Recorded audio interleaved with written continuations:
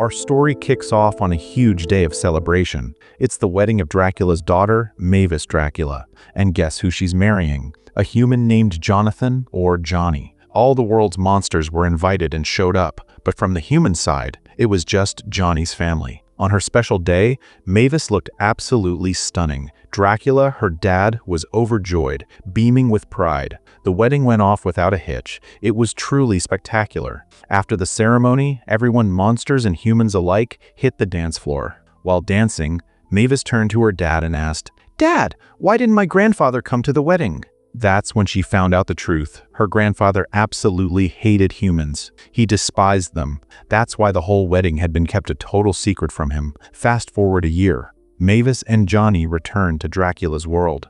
Dracula was thrilled to see her. He immediately swooped her up, turning into a bat, and they flew out to play. They had so much fun soaring through the sky and playing hide and seek among the clouds. It was in the middle of all this fun that Mavis dropped a bombshell. "Dad, guess what? Someone new is coming to Dracula world. I'm going to have a baby." As time went by, everything was going smoothly, but Dracula was getting one big worry. Would Mavis's baby be a Dracula or a human? He desperately wanted the baby to be a Dracula, to continue the family line, the next generation of vampires. Finally, the baby arrived. They named him Dennis. The story jumps again to Dennis's first birthday, and we're back at Hotel Transylvania. The place had changed a lot. Now, humans were welcome right alongside the monsters. Dracula had realized that humans weren't so bad after all, and their arrival had really transformed the hotel.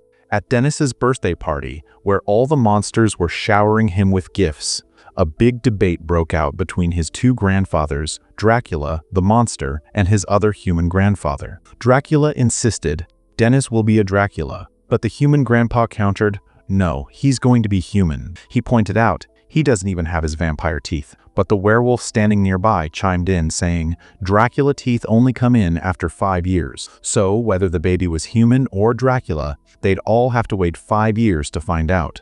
Dracula immediately got to work. He spent the passing time trying his absolute hardest to get Dennis to grow up like a Dracula, doing monster stuff, trying to make him spooky. But all his efforts seemed to be for nothing. Dennis was growing up just like a human. There was nothing Dracula about him. He couldn't even transform into a bat like his mom or his grandpa. Meanwhile, Mavis, his mother, was getting really worried. She'd child-proofed the house obsessively, removing anything that could possibly hurt him. Then, at a monster party for Dennis, she watched the other monster kids playing. They were rough, tumbling, and making her son fall over and over. That's when a thought hit her. "My son can't stay safe here." She decided he should be in the world of humans. She wanted to take Dennis to her human dad's house in California, but Johnny didn't want to go. He absolutely loved the hotel. He taught the monsters a lot of human stuff and had a blast playing with them. The monsters had accepted humans, and the humans had accepted the monsters.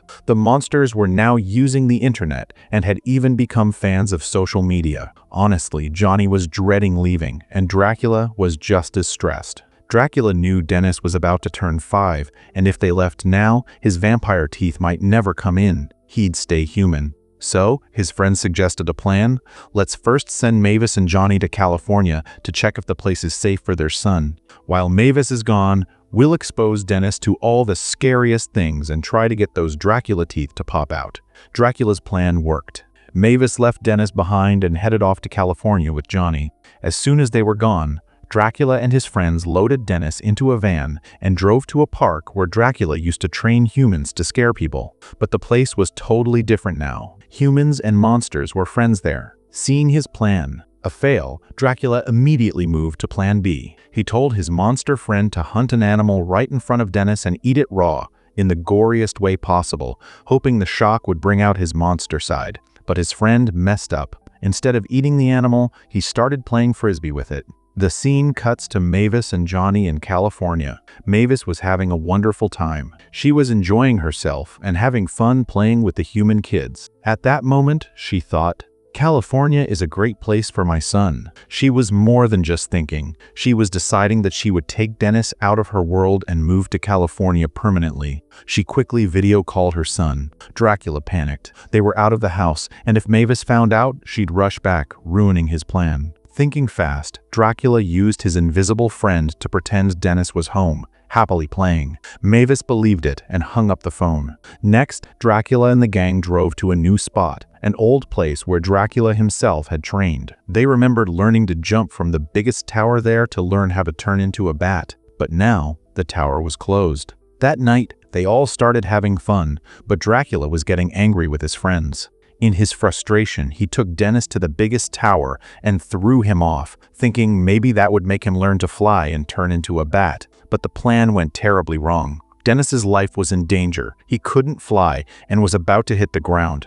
Luckily, Dracula transformed into a bat himself and saved his grandson just in time. At the very same moment, all of Dracula's friends were also on that tower. Their heavy weight caused the tower to break and fall, creating total chaos. In the mess, the friends got burned by a nearby fire. As we know, monsters are terrified of fire, so they ran around in a panic.